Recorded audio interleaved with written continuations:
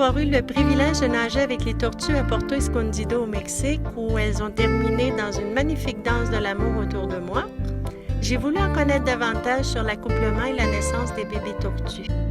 Je sais que le Mexique est réputé dans la contrebande d'œufs de tortues qui sont destinés à l'alimentation de certains locaux. Ces espèces sont pourtant menacées pour notre plus grand malheur, car elles sont magnifiques et sûrement plus utiles que nous pouvons le croire. Suite à mon investigation, j'ai découvert le refuge Viva Mar qui se trouve sur la plage de Bacocho au nord de Puerto Escondido, où les œufs sont protégés dès la ponte jusqu'à l'éclosion. Les bébés sont ensuite transférés dans un endroit sécuritaire où elles se forment tranquillement avant d'être libérées. Sur la plage de Bacocho, la réserve et le refuge protégés par la police locale intègrent un habitat de mangrove d'une longueur d'environ 1,6 km de long sur la côte pacifique. Pour que le refuge puisse survivre et sauver de nombreuses autres tortues, il est possible pour un coût réduit de participer à la libération de ces petites tortues olivâtres. En fait, il y a 3 espèces de tortues qui se trouvent dans la région de Oaxaca: la tortue franche, la tortue lutte et la tortue olivâtre. Cette dernière est la plus populaire et la plus connue des environs. Au refuge Viva Mar, c'est principalement cette espèce qui prédomine sur les autres. C'est là que j'ai soutenu la libération de 5 petits bébés olivâtres pour mon plus grand plaisir. Après une visite de la cabane de survie, où des renseignements nous sont offerts en rapport à ces tortues, un guide nous explique les principales règles à suivre avant la libération.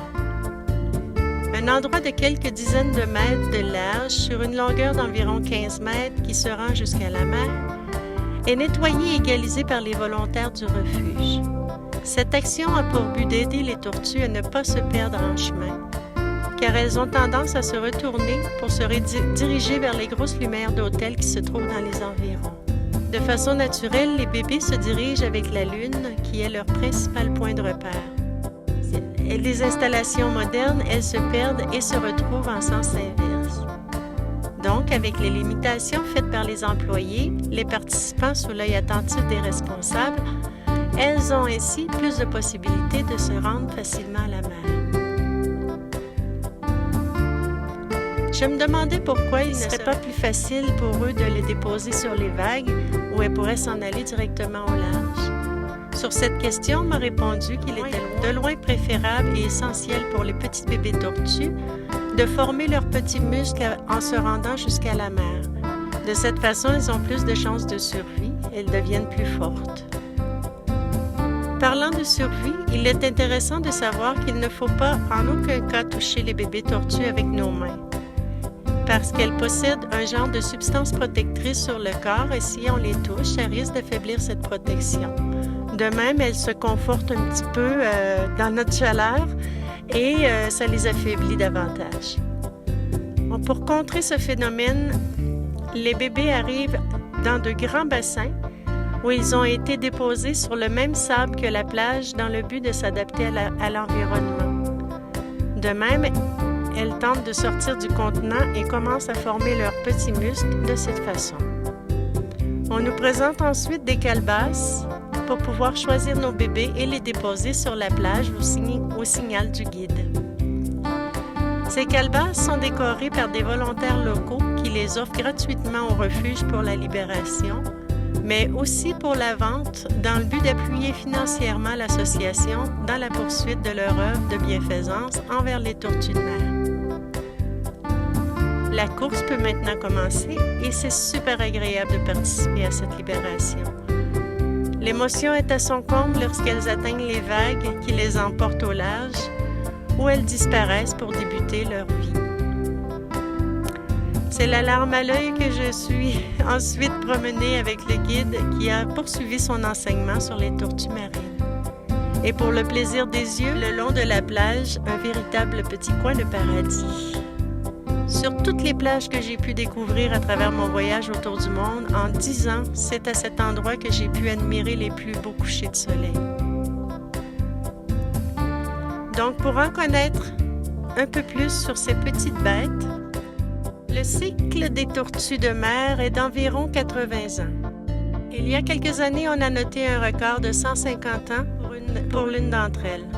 Au cours de leur vie, elles passent par différents stades qui conditionnent leur comportement et leur façon de vivre. Mais leur plus grand atout est de voyager à travers le monde. Pas étonnant que mon clan de naissance amérindien soit celui de la tortue et mon totem, l'oie blanche, un autre animal migrateur. Les tortues marines pondent généralement à l'endroit où elles sont nées. Pour cette raison, cet animal migrateur parcourt le globe pour revenir à leur lieu de naissance. La distance ne leur fait pas peur, elles sont guidées par l'instinct naturel. De préférence la nuit, elles grimpent lentement sur les plages et y creusent un trou dans lequel elles pondent leur œuf jusqu'à 150 œufs par ponte. Après cette étape, la tortue recouvre son trou avec du sable pour les protéger des prédateurs et de la chaleur pour une incubation d'environ 2 mois. La chaleur va non seulement influencer le développement de l'embryon, mais aussi déterminer le sexe ratio. Les températures élevées donnent plus de femelles, les températures basses, plus de mâles.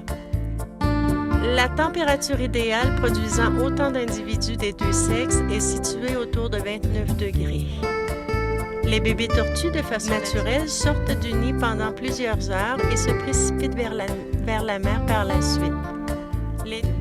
La chance de survie d'un bébé tortue est très faible, de l'ordre de 1 sur 1000 après l'éclosion, et la plupart d'entre elles meurent avant 1 an, car elles ont encore les carapaces molles et inadaptées pour les protéger.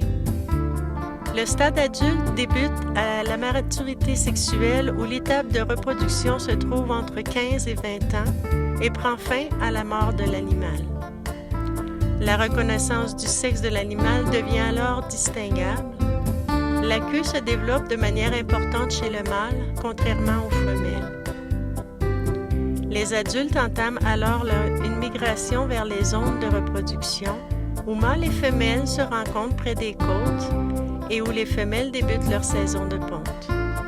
Ces longs voyages entre l'ère d'alimentation et l'ère de reproduction se succéderont pendant le reste de leur vie.